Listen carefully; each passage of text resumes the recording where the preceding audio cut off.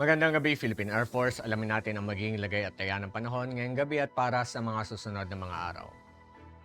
Sa kasalukuyan, ang ating minomonitor kaninang umaga na low pressure area sa labas ng ating Philippine Area of Responsibility ay nakapasok na po ng ating PAR at ito'y huling namataan kaninang alas 3 ng hapon sa layong 910 kilometers silangan ng Northeastern Mindanao. Sa ngayon ay wala pa itong direktang epekto sa ating bansa, ngunit asahan natin na sa darating na Webes ay posible na itong makapagdala ng mga kaulapan at mga pag-ulan dito sa may bahagi ng Visayas, ganoon rin sa bahagi ng Mindanao. Samantala, yung easterlies o yung mainit na hangin nagmumula sa dagat Pasipiko, ang patuloy na makaka-apekto sa ating bansa at kahit asahan pa rin natin ang Palawan ay makaranas ng mga maulap na kalangitan na may mga pag-ulan. Samantala, yung isa naman na minomonitor natin na low pressure area ay nag-develop na po into a tropical depression kaninang hapon at ito'y huling namataan sa layong 2,560 kilometers silangan ng Northeastern Mindanao. Sa ngayon ay wala itong magiging direktang epekto within the next 3 to 5 days. Ngunit ito ay inaasahan na papasok ng ating Philippine Area of Responsibility sa darating naman na Sabado at kapag ito ay nakapasok ng ating PAR, ito ay papangalanan nating Kaloy. Para naman sa ating general area forecast, asahan natin na ang Palawan ay patuloy na magkakaroon ng maulap na kalangitan na may kalat-kalat na pagulan, pagkidlat at pagkulog. Samantala ang Metro Manila at nalalabing bahagi ng Luzon, ganoon na rin ang buong Visayas, asahan naman natin ang bahagi hanggang sa maulap na kalangitan na may pulo-pulong pagulan, pagkidlat at pagkulog.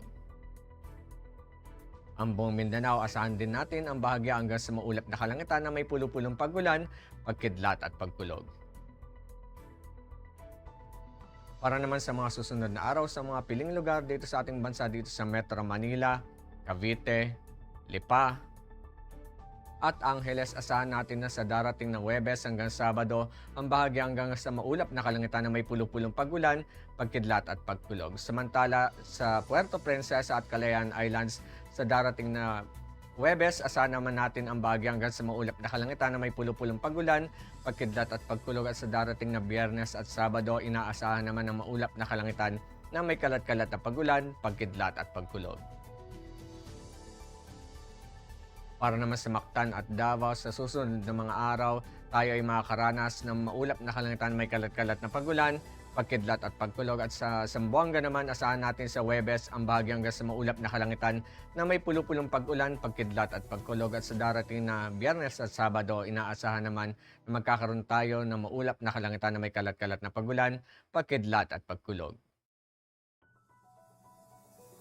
Ang haring araw ay lulubog ng 1814 at ito naman ay sikat bukas ng 0532. Para sa ating moon illumination, 87% decreasing.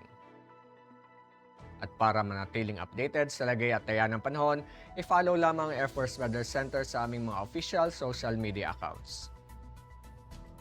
Yan lamang pong latest update mula sa ating lagay ng panahon. Sa ngalan ng aming commanding officer na si Colonel Alvin John Quigodor, PAF GSC, ako po si Staff Sergeant John Altisal Cipuedes, Philippine Air Force, weather broadcaster ng Air Force Weather Center.